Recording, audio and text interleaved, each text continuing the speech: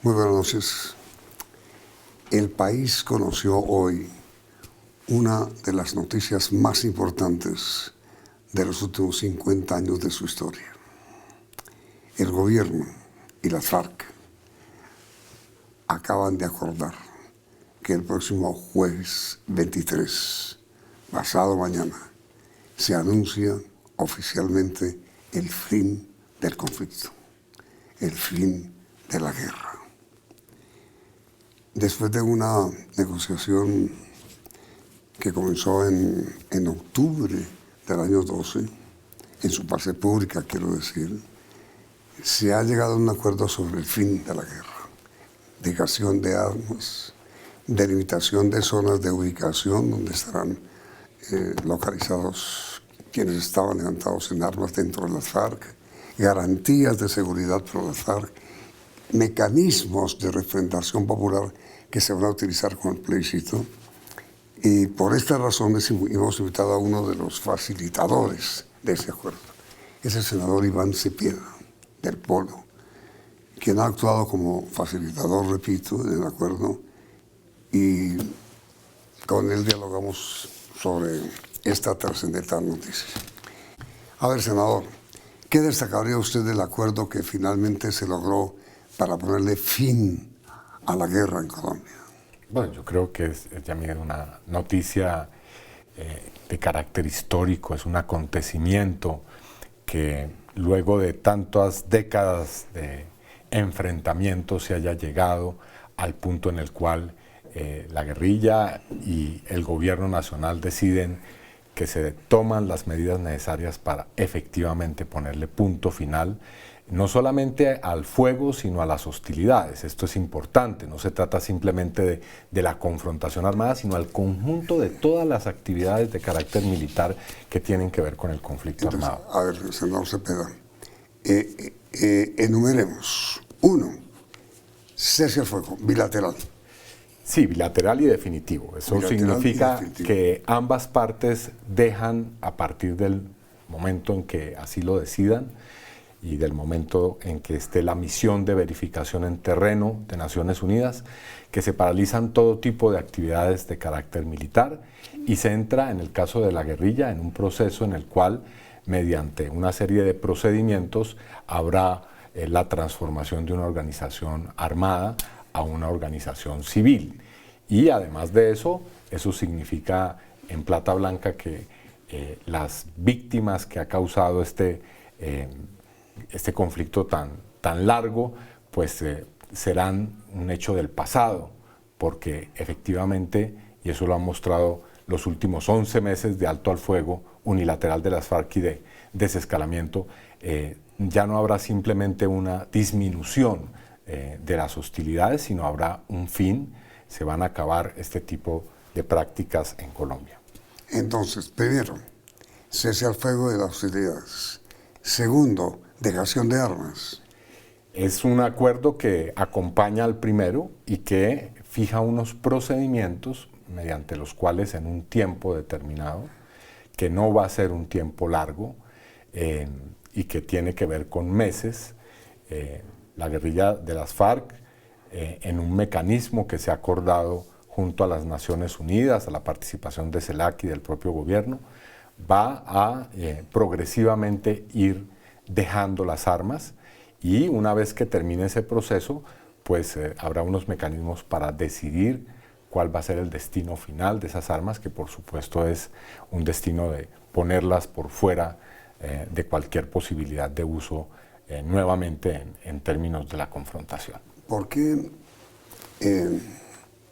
ha habido una controversia entre los términos entrega y dejación? Bueno, porque en el caso de la entrega que ha ocurrido en otros momentos de otros procesos de paz, la entrega de armas significa que la guerrilla debería dárselas a los representantes del gobierno directamente, sí, y ellos disponer de esas armas. Bueno, en otros procesos de paz ya se ha ensayado otro tipo de mecanismos, y es de una manera primero paulatina, se le entrega a un tercero o se deja bajo el cuidado de un mecanismo compartido de monitoreo de dónde están esas armas a un lado las armas y después se procede a una destinación que se acuerda. O sea que hay ahí un momento de progresividad y no de entrega directa también. No es entrega, es dejación. Es dejación de armas. Pero dejación ¿en dónde? ¿Y a quién? Ya vamos a conocer el mecanismo en próximos días, pero ahí hay una forma en unos lugares determinados que especificará el acuerdo y que obviamente se dará a conocer en su momento, porque sobre esto hay confidencialidad. Obviamente habrá unas garantías de que efectivamente esas armas están puestas en un lugar que está debidamente sellado y que garantiza que no se usen en el proceso de dejación. Pero tengo entendido que una de las opciones que se ha discutido es la entrega de las armas a la ONU. Eso no va a ser así. Hay un mecanismo tripartito que está acordado y que fue pactado. Tripartito, gobierno, guerrilla, ONU. Exactamente, y que tiene además una expresión en términos internacionales que es una resolución del Consejo de Seguridad de las Naciones Unidas. Allí en todos esos aspectos de esa resolución está contenido cada uno de los pasos que tienen que ver con la verificación de ese proceso. Pero entonces, en cualquier momento, luego de la dejación de las armas, las FARC no pueden volver a tenerlas, ¿o sí? Es un proceso en el cual se llega de manera paulatina a un objetivo, y ese objetivo es la dejación total. Y la dejación y entrega. Cuando se habla de dejación es que las armas no volverán a ser usadas, esas armas se pondrán en un destino que fijarán, repito, las partes. Digamos, eso es parte del acuerdo que vamos a conocer. Como hizo la ETA. No, esto lo ha hecho más, las experiencias que yo conozco, en Irlanda del Norte se aplicó un mecanismo similar a este y en otras partes también se han utilizado de manera exitosa, es decir, ahí hay una experiencia internacional que muestra que es posible.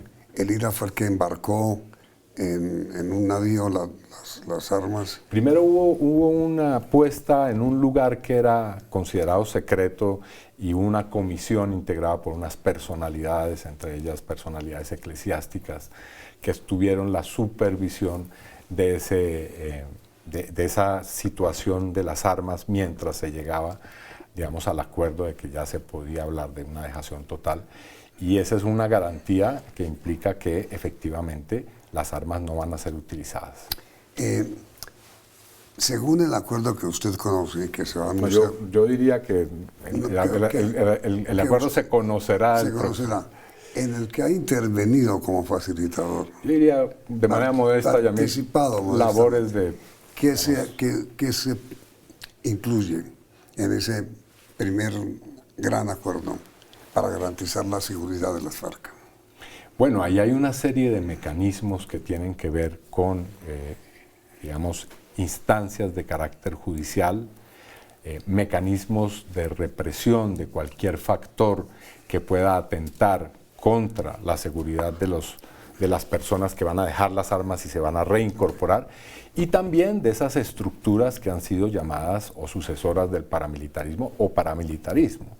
Y ese conjunto de mecanismos debe garantizar no solamente la represión y eliminación de esas estructuras, sino también abrir la posibilidad de que eventualmente puedan someterse mediante una serie de mecanismos que existen en la ley a beneficios judiciales y también someterse a la justicia.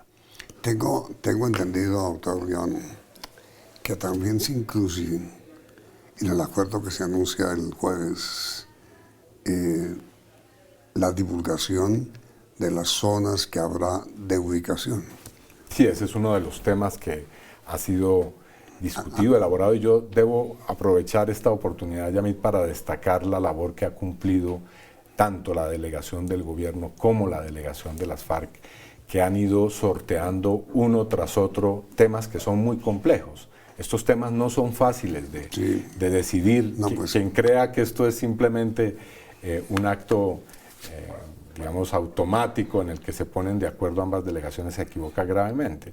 Entonces, que era uno de los temas álgidos, ha sido objeto de un proceso pues, de estudio muy detallado por parte la comisión de los militares que estuvieron en La Habana o que han estado en La Habana y también de los guerrilleros y por parte de las delegaciones. Y se ha llegado, al parecer, eso es lo que dice el presidente y se anuncia desde La Habana también, a un acuerdo en esta materia que es álgida. Son donde se van a ubicar los guerrilleros que dejan las armas. De manera transitoria. Transitoria. Aquí es importante aclarar cualquier tipo de especulaciones que se hagan sobre esto. Estas no son unas zonas intemporales que van a estar durante años ahí, no, son unas zonas transitorias que tienen una finalidad que es, por una parte, ese proceso de cese, de verificación del cese, de dejación de armas y también el propósito de ir creando las condiciones para la reincorporación. Reincorporación que se dará en otro tipo de zonas, que son territorios ya distintos, donde la FARC entra sin armas. Zonas de ubicación transitorias mientras se reubica en la sociedad. Mientras se produce todo el proceso de reincorporación. ¿Qué eso durará más o menos cuánto tiempo? Bueno, ha habido algunos adelantos sobre el particular y yo espero el jueves lo vamos a conocer, pero no van a ser más de meses. Meses que no llegan al año. Hasta ahora yo no he escuchado una cifra que llegue a esa... Ahora, los procesos, estos son procesos complejos. Puede ser que se haga un cronograma y se pueda tener que extender, pero la realidad es que tanto el gobierno como la guerrilla de las FARC están pensando en un proceso que tiene un carácter transitorio y rápido. Yo sé, y usted también lo sabe, pero seguramente no lo va a decir, que las FARC inicialmente pidieron 64 zonas de ubicación y sé que el gobierno ofreció, por decir algo, 10. Y finalmente hubo una aproximación para llegar a... Porque Naciones Unidas, que intervino fundamentalmente, dijo que no tenía capacidad para garantizar y proteger y dar seguridad, Naciones Unidas, a más de 25 zonas. ¿Esas son? Bueno, yo no podría adelantar ninguna cifra. Lo que sí sé es que ha habido un estudio muy detallado porque estos no son asuntos que dependan del capricho simplemente de quienes están en la mesa. Allí ha habido zonas donde se ha librado un conflicto durante décadas y es necesario atender esa circunstancia. Ahora, como lo decía usted bien, ha habido cifras como en todo, digamos, toda negociación de cada uno de los puntos, en primer lugar, supremamente distantes y después ha venido un proceso, como se ha demostrado en otros temas álgidos de la mesa, de comprensión y de acuerdo. ¿Qué va a pasar con los dirigentes hoy, que son hoy, de las FARC? Inmediatamente después de comercial.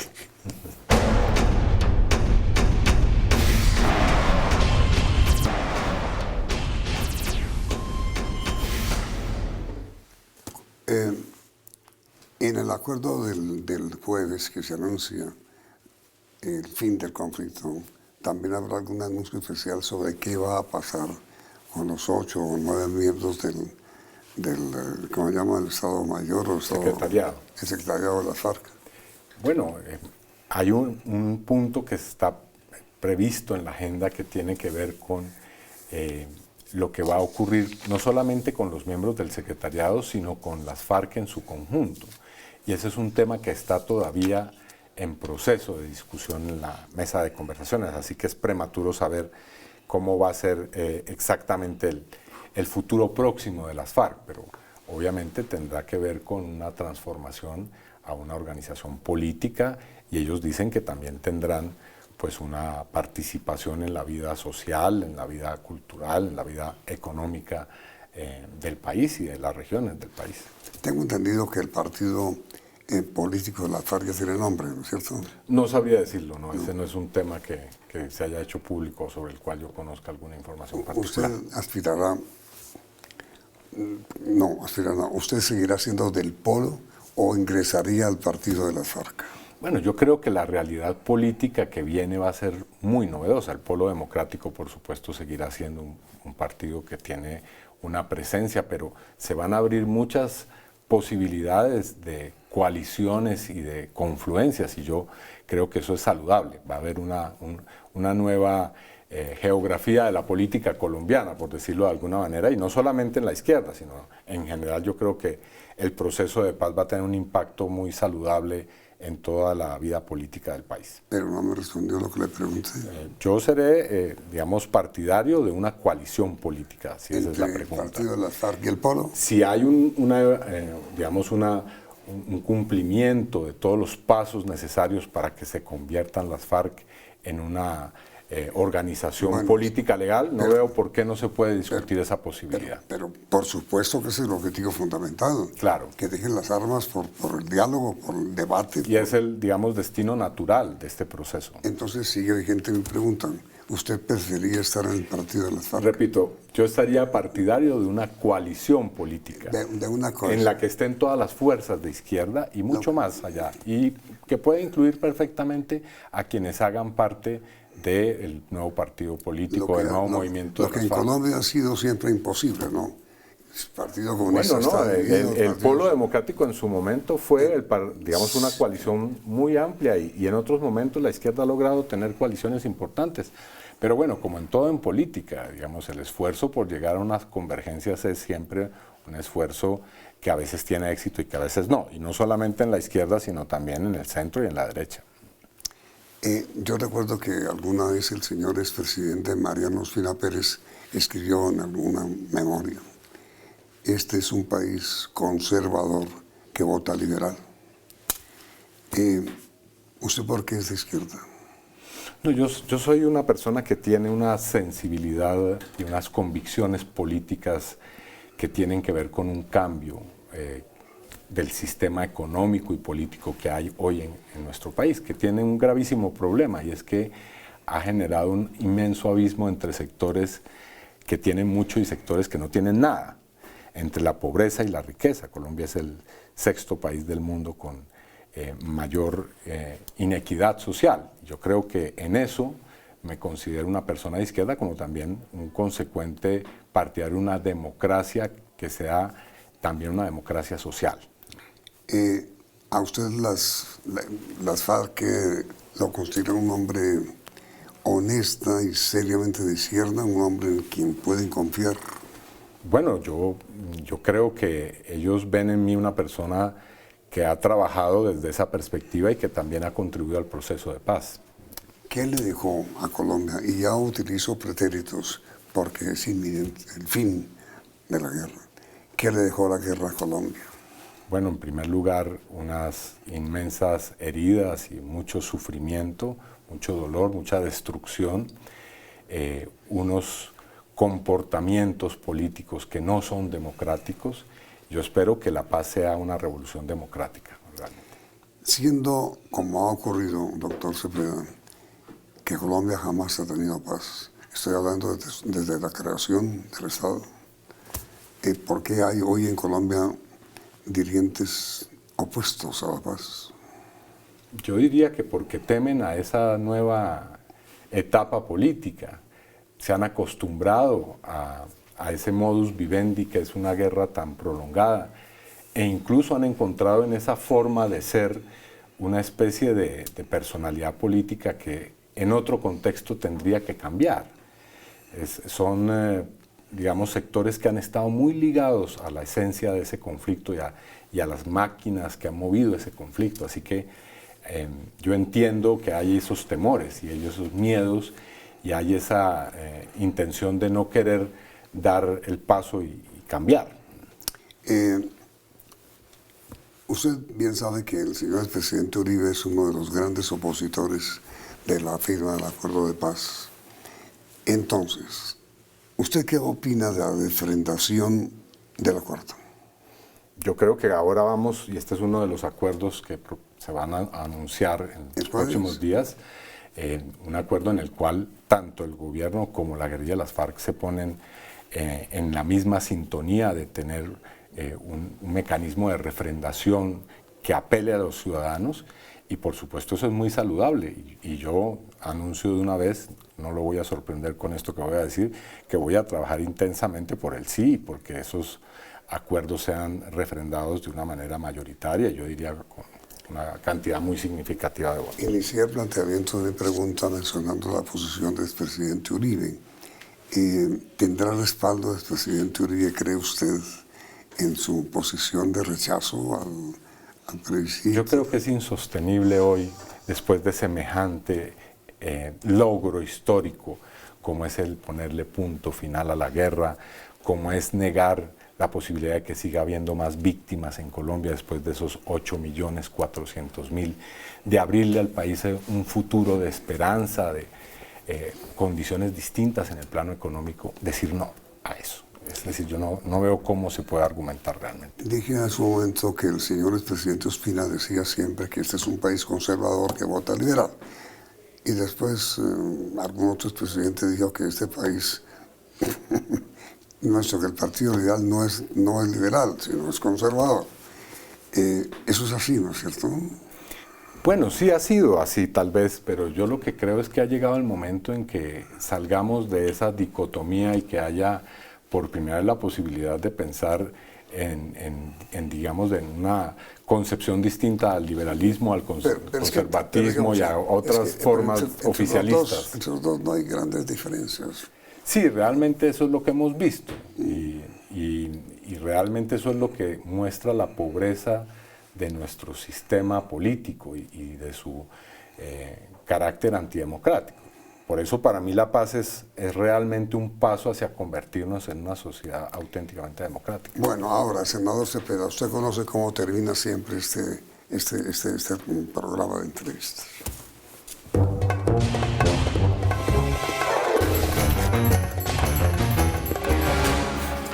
A ver, senador querido, yo de una palabra, usted de una palabra. Una. Espero. Acuerdo. Conquista. Paz. Felicidad. Guerra. Pasado. FARC. Cambio. Ejército. Cambio. Negociación. Paciencia. Violencia. Sufrimiento. Refrendación. Sí. Armas. Destrucción. Conflicto. Contradicción. Fin. Esperanza. Fin de la guerra. No. Iván Cepeda. Paz. Trabajador de paz. Una. Paz. Senador Cepeda, muchísimas gracias. Gracias, Yamil, muy amable. A ver, senador Cepeda, usted va a ser el primero en intervenir con su respuesta. Pregunta para nuestros televidentes. El jueves se anunciará el fin de la guerra en Colombia, el fin del conflicto. ¿Creen ustedes que ese es un día histórico para el país? Sin duda, sin duda, sí. Sin duda. Esa es la pregunta. Las respuestas en esta dirección y se conocerá el resultado del sondeo al final de la emisión. Señoras y señores, enseguida las noticias del día porque comienza la emisión central del Noticiero CN.